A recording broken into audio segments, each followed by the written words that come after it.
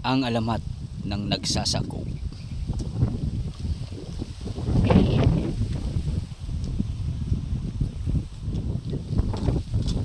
Noong unang panahon, merong nagngangalang Job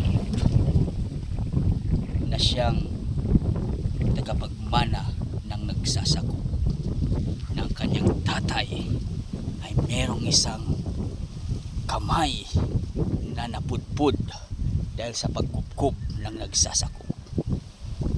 At isang araw, merong isang don na nakatingin sa kanilang mag-ama. At ang sabi ng Job sa kanyang tatay, "Tatay, saan ka?" "Ito, nagsasaing." "Tatay, saan ka?" "Ito, nagsasampay." "Tatay, halina, maligo na tayo." "Ito, nagsasalok ng tubig." At dahil doon, nung narinig ni Don Romulo, ay sinabihan niyang ang tatay ni Job ay nagsasa. Kasi palaging nagrinig na nagsasa. Ngunit ang sabi niya, yes, nagsasa, pero hindi nagsasayang ng pera.